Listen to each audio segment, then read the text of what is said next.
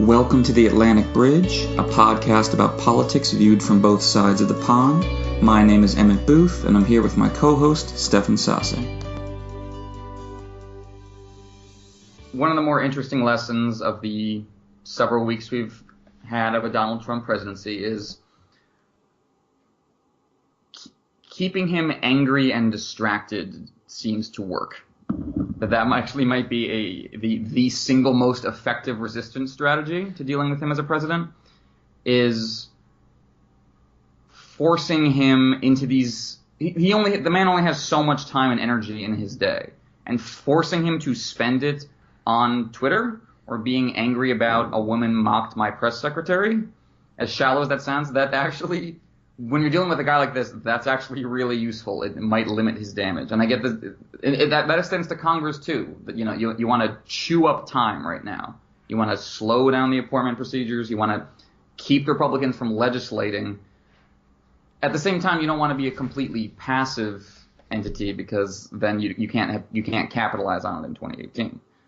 But I think for me, that's kind of become the most interesting upshot of the Trump presidency. Is like there was always this thing about Trump's distracting you, right? Like he says some outrageous thing just so you'll be talking about that, and then you're not paying attention to the real deeper issues that he's actually doing. And that always kind of annoyed me, because we all get to decide what's important, and the stuff he was just saying randomly was significant. But yeah, there was always that meme that Trump is benefiting from all these distractions. And I think oddly we're almost seeing an inverse of that with his presidency, where Trump is starting to lose momentum because of his distractions and because of how easy it's the thing we talked about during the campaign. Trump's whole thing was winning, not winning because of something or for something, but winning. That's what I do. That's who I am.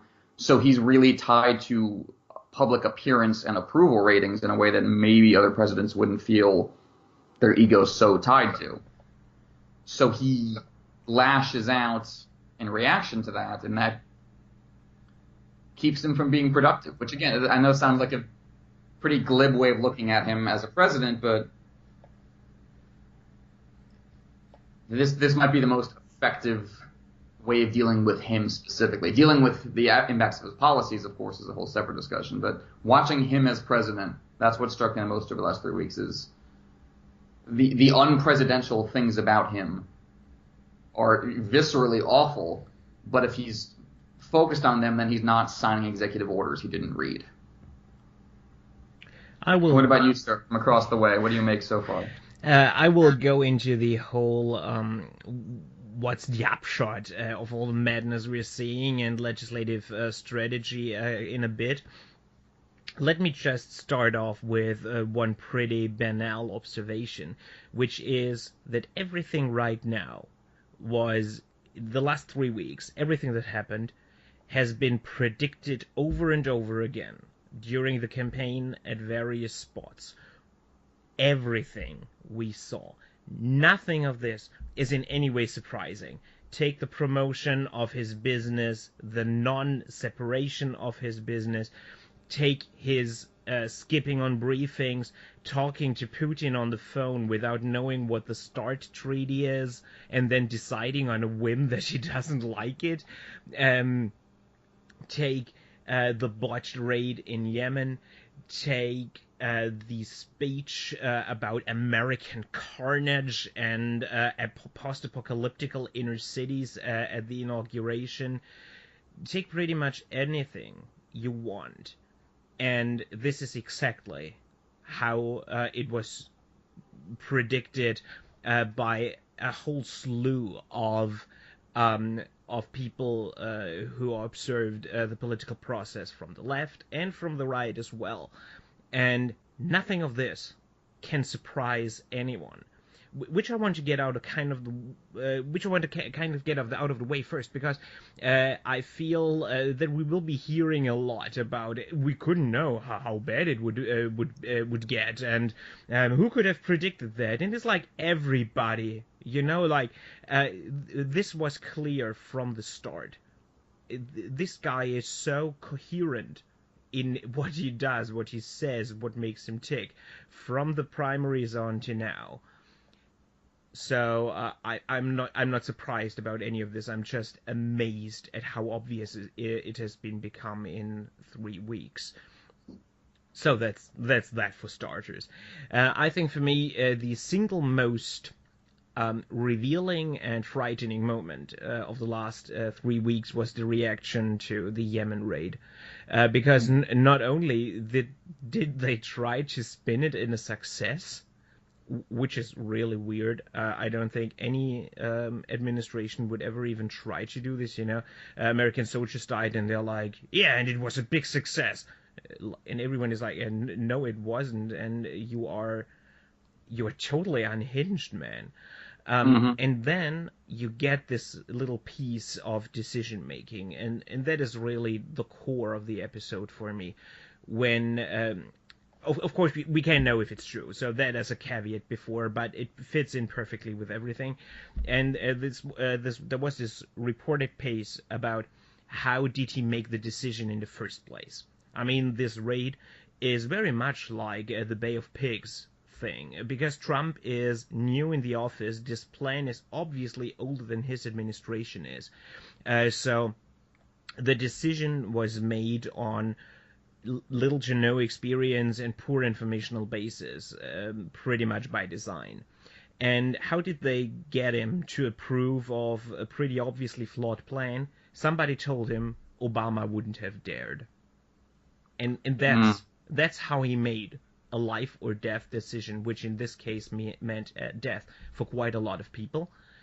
12 kids, one of them American, and then the American soldier and all the other collateral damage, and all because he thought he needed to impress Barack Obama, who wasn't even in the room, which is really crazy. And that was a very low-key raid in fucking Yemen, What happens if somebody tells him Obama would have never dared to nuke Putin? And he's like, I show him. And don't tell me this is not possible, right? Because we have seen that it is possible. So this is really something that scares me. On the other hand, we have also seen it. Again, this is 3 weeks. God damn it. And we have already seen just how weak he is. We have this passage of this Muslim ban thing, and then he gets pushback from the courts, and he's turning tail and calling it in. I mean, there's this bluster of seeing you in court for some reason after losing in court. Right. See what? You see the court in court? What is even? It is unclear. But yes, indeed, it is unclear at this time. You have this piece and the menacing, like the so-called judge, and you are responsible if something happens. But other than that, he really turned tail. Now I have it totally. And caved in. So I'm not quite sure which of these two episodes, if they are mutually exclusive, will become the modus operandi of the Trump administration. But I guess keeping him occupied with stupid stuff is a really good plan. I think it's an interesting question of whether those are contrasting sides of Trump or two sides of the same coin, because I would probably argue that they feed on each other. Like you think of yourself as the strongest. You need to constantly prove yourself the strongest. Any weakness is like it feeds his like reactive fire. Like, he might back down on, he might have to reword the executive order, but like his way around that is yelling in all caps on Twitter.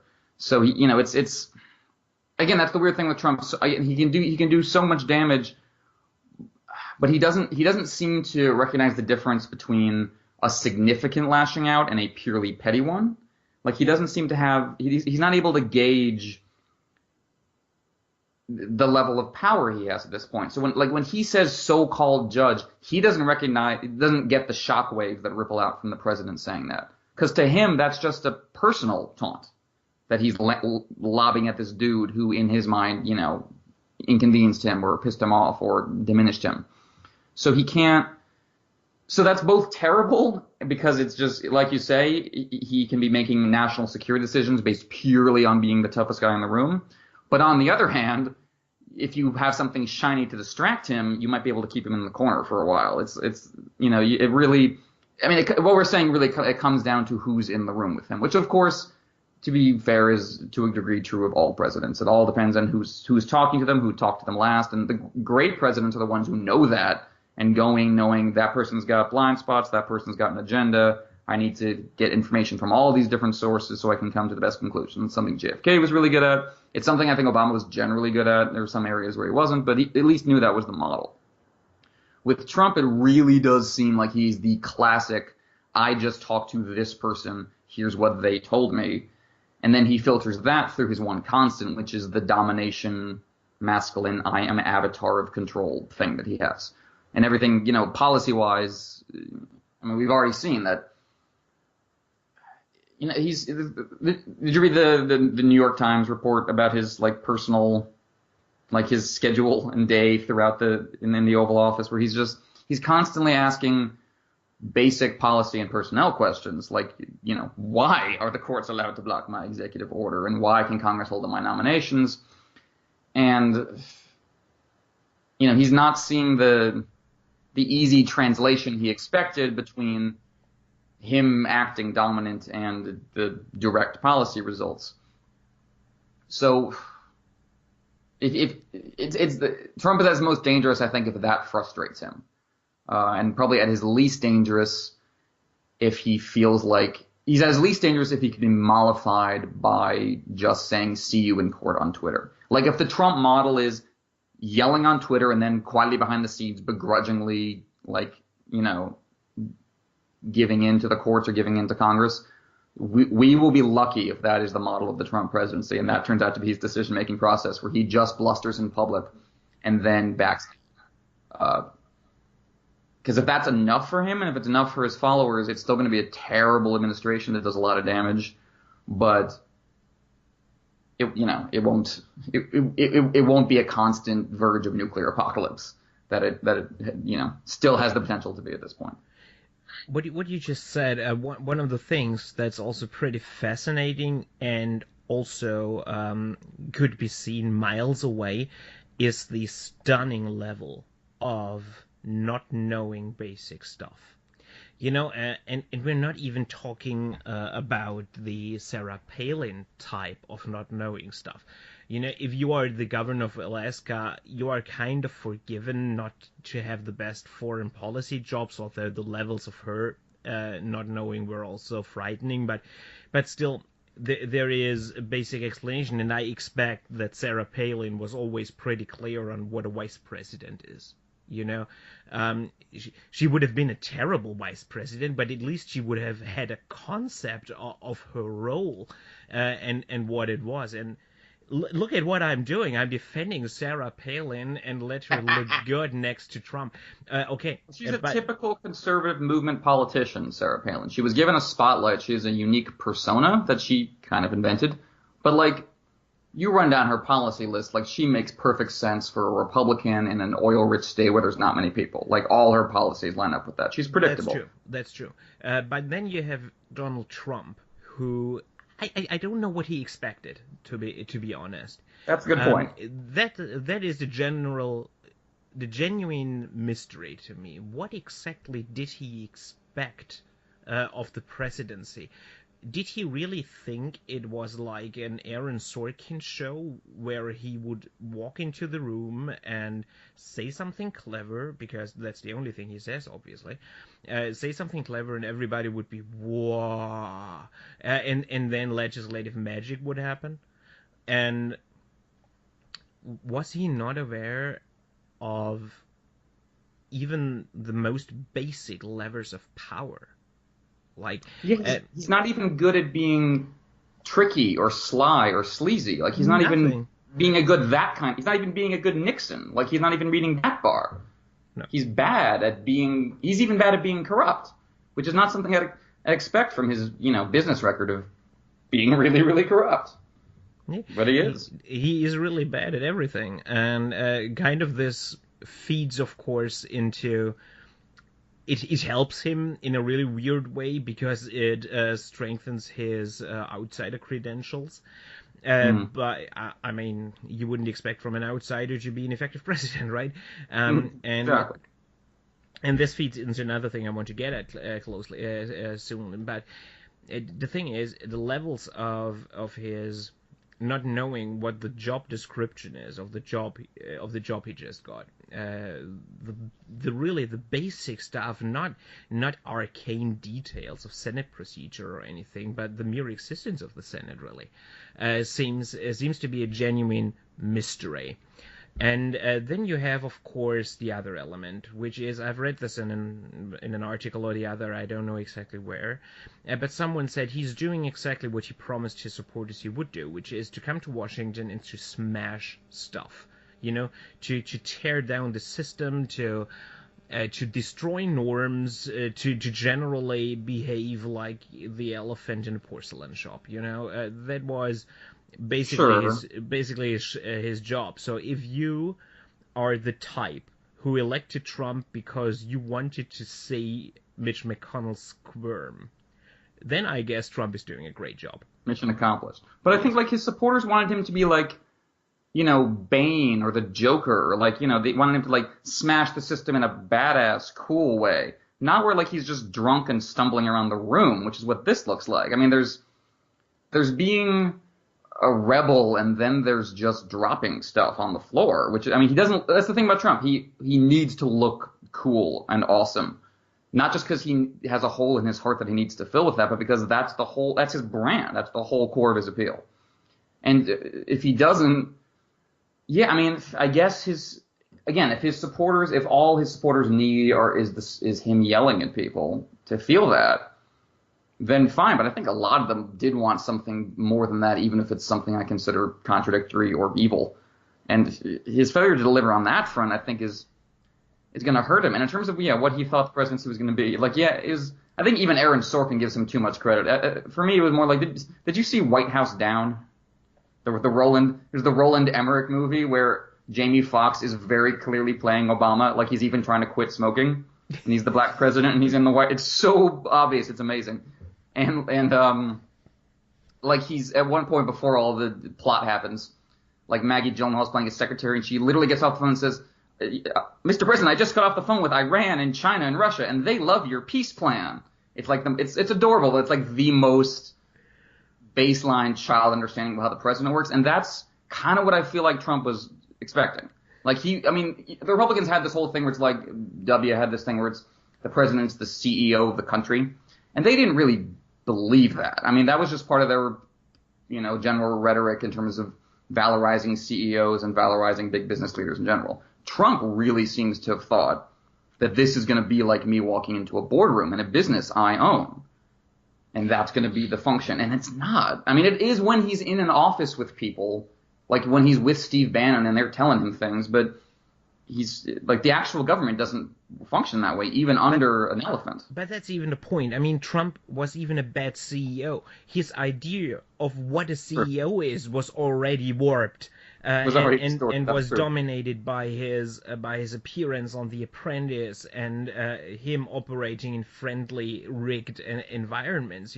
It's not like he ever got down to the gritty-nitty of being an actual CEO. He always reveled in the appearance stuff of it, but I mean, this is a guy with an attention span of 5 minutes. There's no way that he would pore over business numbers or anything. True. But on the other hand, it is only 3 weeks. So what's currently happening in terms of Trump trying to give himself a presidential brand is trying out stuff. We are right now in the phase where he tries to look good while signing orders, and that's obviously not working as he intended.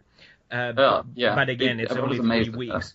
I'm pretty confident that Trump will find a recipe for him to look badass while being president. It is not sitting in the Oval Office and holding an executive order so everyone can Photoshop stuff in. But there will be something that he finds. I guess what politicians usually do, put on a hard hat and visit a factory and looking like that's what he's really good at, and I think he will find that. And once his advisory circle kind of calms down and goes into a fixed personal roster, where everyone figures out just how much power the other guys are currently holding and how you are managing Trump and getting him out on his ribbon-cutting tour and whatever, there will be a more rounded thing of the Trump presidency. Like, it will still be chaotic, and it will still be marred by his infrequent and unpredictable interventions. The only predictable thing will be that you will have no clue what he really talks about, and that he can never admit to that, and everyone else can never admit to that. But they will find some workable solution. This can't go on like this. In some way, they will find some version to work with it, and Congress will need to find some version, because they can't get bogged down in Trump's ineptitude too much. There's a legislative agenda that they want to push through before 2018. And I mean like early in 2018, or else it becomes the stuff of the midterm elections. So they're operating on a very tight timetable. And Democrats know this, which leads us naturally into our next segment for this episode of the podcast, which is the reactions of the Democrats. Because they are right now in a position that is, on a surface level, a very, very bad one. I mean, they're shut out of many local governments. They are the minority in both houses of Congress, and obviously they do not control the presidency. So this is a bad situation. But on the other hand, they are also not responsible for anything that happens, which might come in handy in 2018, depending on how the next 2 years go. And they really have no power to obstruct anything, really. It's not like the Republicans when they control the House of Representatives and the Senate, because the filibuster is almost completely gone, and maybe it will now leave us completely with the Gorsuch appointment. Is it Gorsuch? So is this how you pronounce him? Yes, indeed. So that's that. But on the other hand, if they manage to keep the Senate, and Senate suffices, if they keep the Senate clogged with appointments and other stupid stuff that emanates and radiates from the White House, then they will be able to postpone the major Republican legislation. And the interesting parallel to Trump is that it really seems like Mitch McConnell and Paul Ryan also are a bit out of their depth. I mean, they didn't. It's you see it most with Obamacare, where you get the sense they really never expected to have to do this and to actually put what they got in front of the American people. And if you've been watching a lot of the town halls that Republicans are facing right now, the most fun one to watch was with Jason Chaffetz from Utah, that his constituents just hammering him about issues like this. Their legislative agenda now has to face the light of day. And like you say, they want to get it out of the way, because you can point to many problems facing the Republican Party, many structural problems facing the Republican Party. But one of the big ones is just plain their legislative agenda is deeply unpopular. People do not like the bills that the Republican Party puts forward. I mean, Paul Ryan's, Medicare proposals have always been poison in any election where they've been brought up or part of a central focus. And so they can't have that be the focus of the 2018 election. So they want to pass the gigantic raft of tax cuts and getting Obamacare and getting regulations early. But now they're facing their constituents who are getting angry about it. And that's something the Democrats need to harness. Because, we talk about like the Tea Party protests and, going to the town halls in 2009 and 2010 as a definitive political zeitgeist thing of that era. And that's definitely true. But it was following the model of what happened in 2005 when the Republicans were trying to privatize Social Security. And voters slammed them in town halls for trying to do it and spooked them. And the Democrats got behind it in a really institutionally effective way that paid off huge in the 2006 midterms, which is Yeah, but 2006 midterms is the only, midterm of the 21st century so far in which the Democrats have done well. Every other time they've been crushed. And that was because they had that specific relationship coming out of those town halls in 2005. And the Republicans are vulnerable on that front right now. And I, agree that the job of the Democrats in Congress is primarily to get in the way by really any means necessary at this point. And because like I said, the filibuster is going down, which I'm overall glad about. There are not to side with the rock throwers, but there are some norms that genuinely do need to be bulldozed because they're ridiculous, and the filibuster is one of them. So I think, the Democrats, that's their primary job there. But I think they need to. I mean, you mentioned that they're not responsible for what happened under Trump, which is certainly true. On the other hand, they can't just stand back and let him destroy himself. They do have to actively, affirmatively own the counter movement to Trump, and they have to build again in 2005 and 2006. Like it's funny I'm talking about like Rahm Emanuel, who is kind of the devil in a lot of ways. I mean, there are just aspects of his tenure as mayor that were just terrible, but he built a really effective, strong model in that election, him and Howard Dean, and there are ways to strengthen ties between the Democratic Party and the activists that are driving a lot of the protest movement right now for the benefit of both. And I think you do need you need to ride that wave into 2018. I think there needs to be a more than sum of parts relationships going on there. I think the Democrats, I get the temptation to just let Trump, be Trump and just stand back and watch him collapse. But then the Democrats, they run the risk of falling into the trap that I think Hillary did fall in to a certain extent during the election, where you just end up being the better than Trump guys. And while it's true that they're much better than Trump, that's if you're trying to bring liberal voters to a midterm, a very difficult task, you got to give them something more than that. Which actually ties into the clogging the legislation, because if they slow everything down, then when they can run on in 2018 is look at the bills the Republicans are proposing. They're nightmarish. Here's our better ones that we're working out. And that's a positive thing, right? No because they will Sorry, all be there, because they will only be held up, but they're already in the pipeline. You can point to specific stuff that is right there and very hard to deny, and journalists can pour into policy proposals, which they haven't been able to do for the last 8 years because there haven't been any policy proposals from Republicans, just platitudes. But now they have to actually introduce stuff, and that makes them vulnerable. Only a few hours ago, I had a discussion with some friends, and I made a statement which they immediately challenged, which is that Republicans right now, Trump, Ryan, Mitch McConnell, and everyone in their respective orbits, that they are behaving like a minority party because they know that they are. I think if you look at how they are behaving, how they are talking, how they are exercising the huge powers that they now have, they know that within America, only in numerical terms, they are a minority. Obviously, they have one executive and legislative majorities, but in both cases, they have done so losing the popular vote in the millions. I mean, 2.8 millions in the presidential election, and I don't know how many millions in the House, 1 or 2, that they are behind. In both cases, they have pretty solid majorities. Over 300 electoral votes in Trump's case, and 38 in the House of Representatives.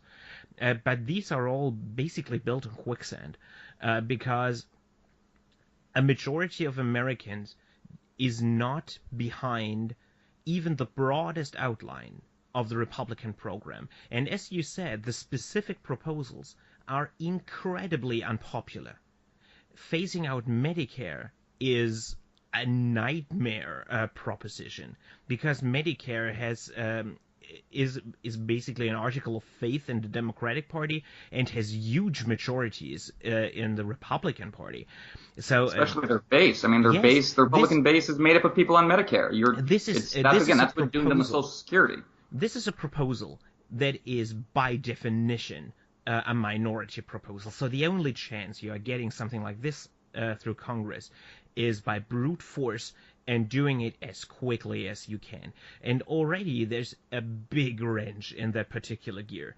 And this is nothing like if it gets into the spotlight of the national media and of town hall meetings and all that kind of stuff. That hasn't even started yet.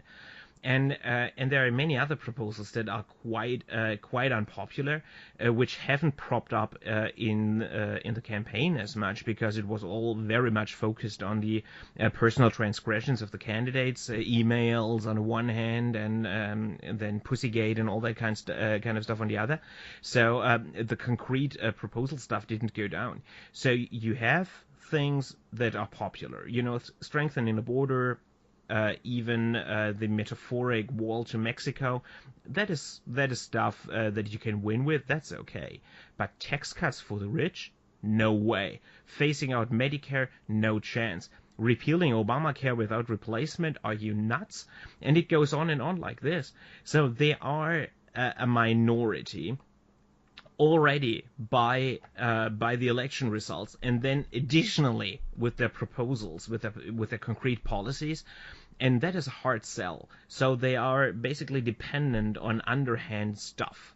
And for a party that enjoys a really large majority in both houses of Congress, they are acting almost clandestine, which is weird. And in my book, this is because they know, deep in their hearts, they know that they are a minority. And all that talk about, when they pose as the victim, when they pose as the beleaguered and besieged real America that is threatened to be overrun by this deluge of liberal coastal elites and all that kind of stuff, they know that these guys are more than they are. They are currently clustered in geographically, let's say, disadvantaged positions, which grants them huge majorities. But this is on borrowed time, and it can swing at any time. Nothing of this is made in stone. And if you go the right route, if Democrats manage to really organize in a profound way and find a winning message, this can swing brutally. I'm not saying that in 2018 there will be such a swing, but the potential is there, even if it doesn't look like it right now.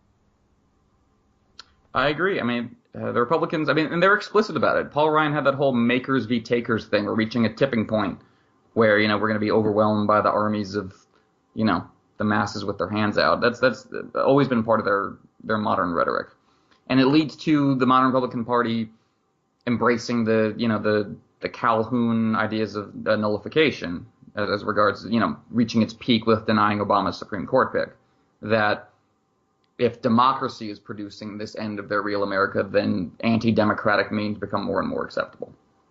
The other big obstacle, I think, for Ryan and McConnell's legislative agenda is if Trump feels like he's unpopular, he feels like his administration is failing, and he's in danger of getting his ass kicked in 2020, he might throw a Hail Mary and decide, I'm going to shake things up by starting to veto, the repeal of Obamacare.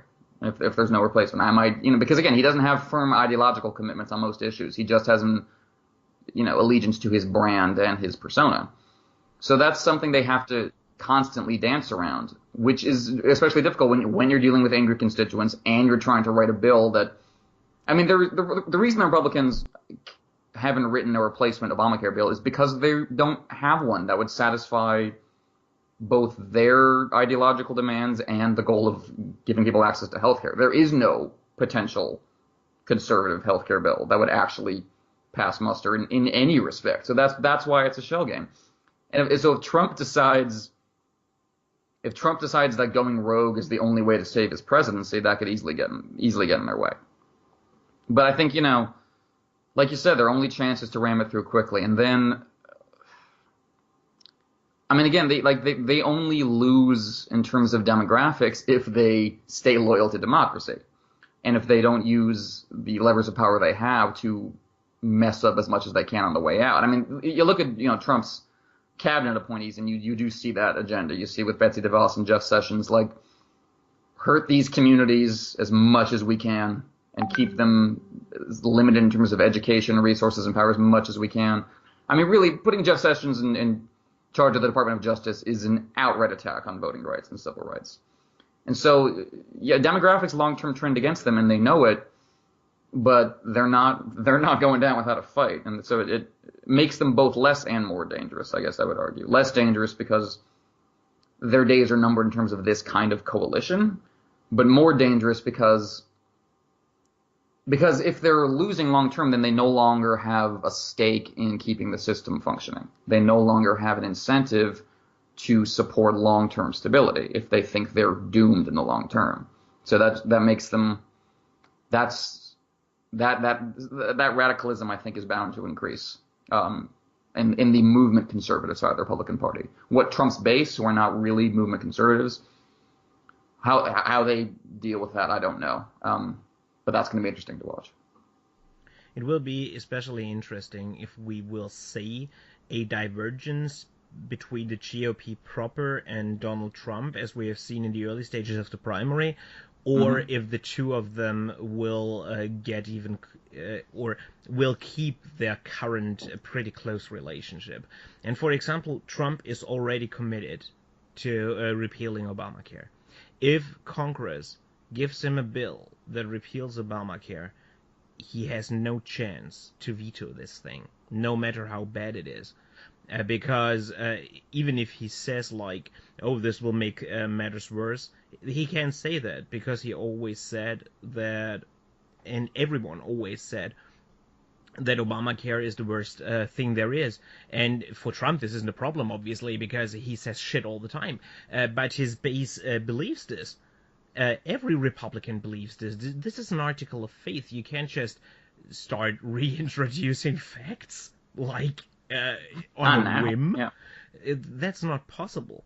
They have already seen this once or twice now, and they will see it again and again when it comes to legislating.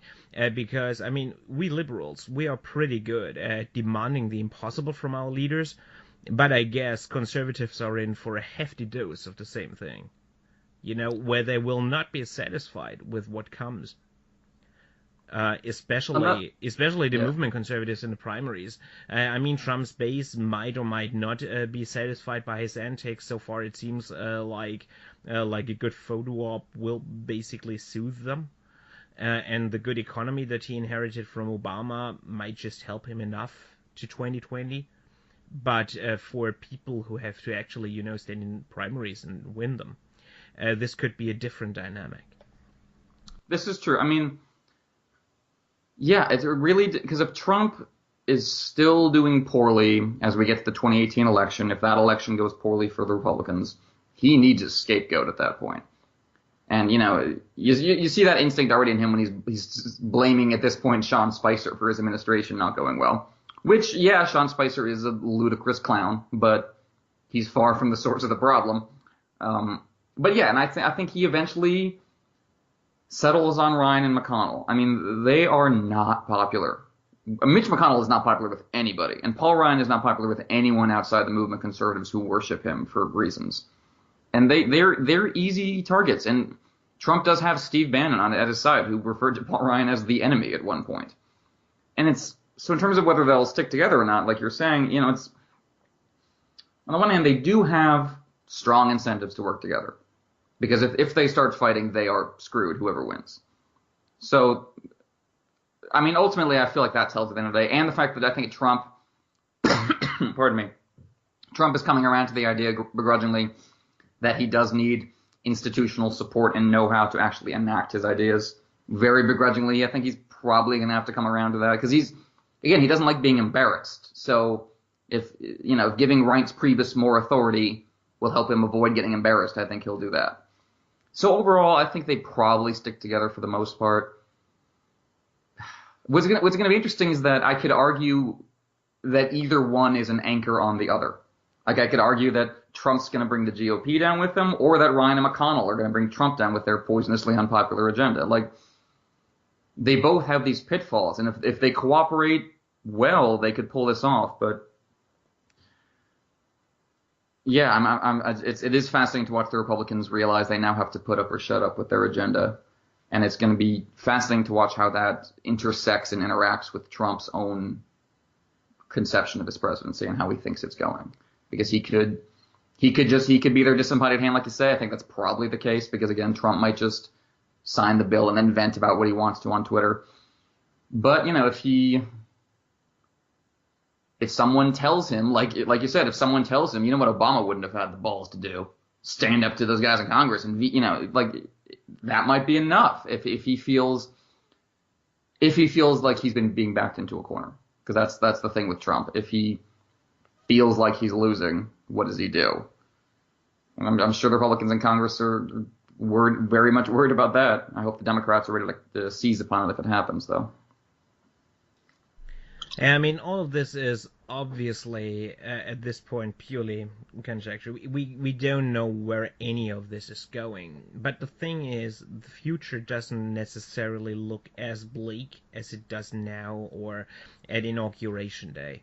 We have seen many promises of radical change in Washington at inaugurations and in the 100 days following this.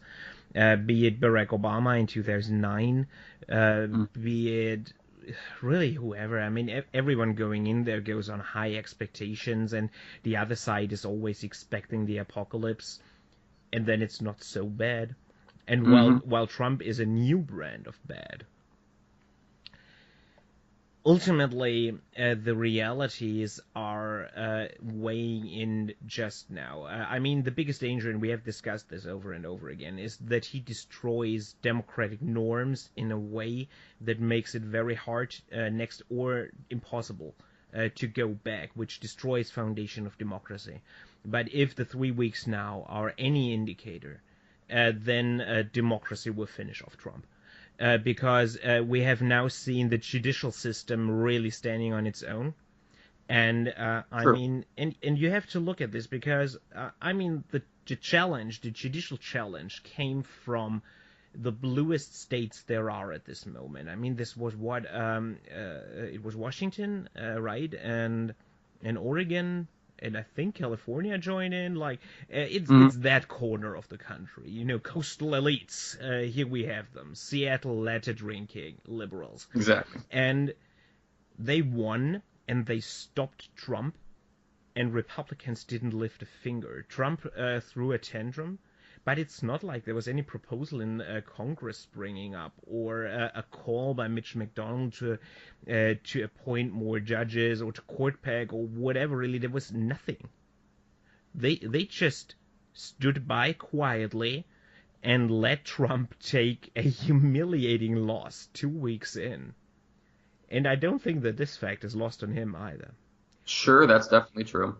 So, their incentive is to work together only if they both still have a chance. Yes. If one of them smells blood on the other, that relationship is over. Then it's over. And then you have the Betsy DeVos confirmation. I mean, this is the first time in 40 years in which a cabinet pig is in danger. 2 Republicans defected, and Mike Pence had to break a tie for an education secretary, so even Congress could, in this now showing its independence. I mean, this could only be show. Most likely Republicans in the Senate had this already figured out before, but the sheer fact that they think that a show of independence in front of Trump is something desirable is a good sign. I suppose, but on the other hand, like you said, I think they had it worked out beforehand. They could afford to lose 2, and they lost 2. And it was definitely a squeaker, and that does reflect how deeply unqualified she is. But she's no less powerful than if she got 100 votes. I mean, there will definitely there'll be checks on her authority. People will protest, people will work against her, and that's great. But that is the area where I'm worried about Trump doing long-term damage. Is the people he's putting in charge of those departments, because they have immense power that people don't check on, that isn't put in public view.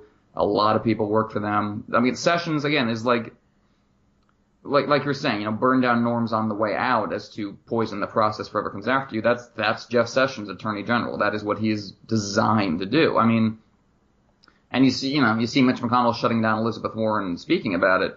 That part of Trump's agenda they're thoroughly on board with. That was I think such you can. a bad idea. Yeah, that's true. That is true, and that makes me hopeful that politically they're bad at this because, dude, you gave the Democrats such an easy Yes, target when you did I that. don't know. What did he expect that this would give him? You know, like, what was he going to get out of it? I'm really dumbfounded by this. You know, Yeah, I mean that's an area where I have to, especially since like Cory Booker read part of that letter at another time and there was no objection. That's part of me thinks like this is Elizabeth Warren being an uppity woman as far as Mitch McConnell is concerned. I got to think there's an element to that because otherwise there's no political logic here whatsoever. Like not even the traditional Mitch McConnell Bond villain gamesmanship logic is not here, and nothing. it's surprising because usually Mitch McConnell he's a terrible, I think he's awful in terms of his policies and his beliefs, but he's usually a very effective, legislator in a cynical way. Yes, So and here you have Democrats. You know, we are debating our ass off for 4 months now, whether or not identity politics was a mistake. And here is Mitch McConnell, like, giving it a steroid injection pretty and much. making it I mean, into yeah, a potent campaign call. exactly. Again, the Democrats just need to take advantage of that and run with it, and not just because some part of me feel like the Democrats learned the wrong lessons from 2012 with the Todd Aiken and Richard Murdoch, those Republican Senate candidates who said horrific things about rape and just killed themselves politically. And I think the Democrats may have gotten the sense that, we can just do that. We really can just go and let the Republicans just fall on their faces in front of us. And like that is a rare occurrence. Most of the time, you actually have to pick up the banner and run with it. And your long-term health of the movement requires that you do that. Like the Democrats have to seize on. Like there's going to be so their job is to be in Congress blocking the way. Meanwhile, on the outside, you're going to have activists and communities and everyone else on the front lines against Betsy DeVos and Jeff Sessions and and other people in the Trump administration and their effect on communities. So there needs to be strong ties and constantly reinforced connections there between those two groups. Like you're on the outside, you're fighting them. We're going to make sure you have resources and all the the intelligence you need. We're going to be in here, slowing them down as much as we possibly can. That needs to be seen as a united front. And I'm not saying that, that activists in the Democratic Party are going to love each other because they have legitimate beefs. So, but there needs to be that sense of a division of labor, I think, on the left as a part of an overall resistance to Trump. And I think that is your best way of minimizing the damage he's doing in the short term and while also addressing the kind of more long-term corrupting effects he might have. And I hope that's what we get. I see some promising signs on the left that that's what we're trending toward. But we are seeing mass movements on the left in a way that I think can be more powerfully influential and given a stronger direction and a longer term heft than the Occupy movement turned out to be. And I think the Democrats need to seize it and make it theirs. And I hope that cooperation can occur better than it has occurred in the Obama era, because that is one mark I think against the Obama era Democratic Party is that it did not do well in terms of the long-term health of the party. And so I really hope we don't just turn on each other for the next 4 years, because that is, no matter how, as we learned in this election, no matter how bad the Republicans get, if the Democrats cannot work out a united front, the Republicans will win. Yes. Because they're much better. Have always been, at least in the modern era, they've always been much better at the end of the day marching in lockstep with what they need to do to win. The Democrats are bad at that for a variety of reasons, some valid, some not, but we really can't afford it this time. Yeah. So I hope we do better. Yeah, absolutely. I think the big advantage that we have in this fight is the very nature of our opponents. I mean, if you look at stuff like the Women's March, this is obviously impressive, and if this keeps up, and that's a big if, but then I think having a united front isn't so much a problem. Where Democrats really need to step up the game is organizing on the local level especially, and the town halls of 2018 are the litmus test that everyone needs to face, and Agreed. not the town halls of the Democratic candidates. Please don't spend all the energy on trying to enact a left Tea Party and to try to get left populists in power. You can also do that, of course, and in some ways it's also important to do that. But please do not forget, show up at Republican town halls and make sure that people there know about the plans on Medicare and all that kind of stuff. Absolutely. Putting fear into incumbent Democrats is all well and good. It's what you're supposed to do. They should always be earning your vote. They should always be on edge to a certain extent. But yeah, you have to have that clear separation in mind that once the primary is over, the primary is over. And at that point, you pick your best election on election day, and then you go back to fighting. But yeah, I got no problem with primarying Joe Manchin in West Virginia. I think a successful primary against him from the left would probably result in losing that Senate seat. But I think there's an argument to be made that it's worth that short-term sacrifice for the long-term party. I think it really depends on how you execute it. But yeah, I completely agree. There needs to be a much more galvanized and widespread organization on the left coming up to 2018. And yeah, I also agree that the town halls will be the litmus test again. Because again, the left did this before. They did this against Bush, right away into his second term, and he collapsed right away in his second term. I mean, people talk about Katrina as the blow that hit the Bush administration. I mean, obviously, Katrina hit a lot of people way worse than it hit George W. Bush. But people do talk about it as the moment that sunk his presidency in terms of approval.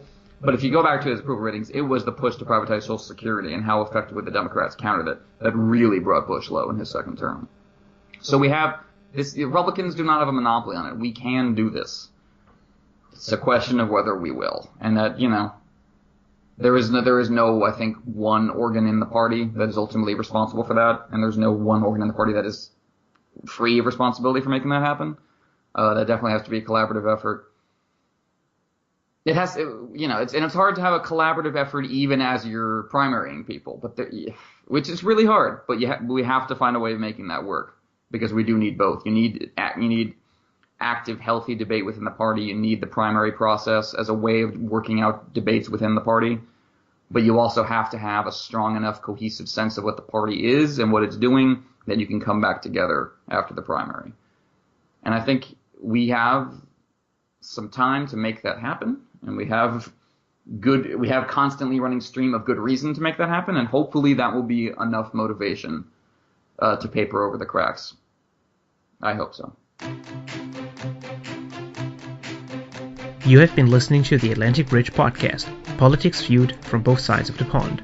One episode every fortnight, every Friday. You can follow us on Twitter, @StefanSasse and @PoorQuentin, on Stefan's German blog, www.deliberationdaily.de, or on poorquentin.tumblr.com. See you soon!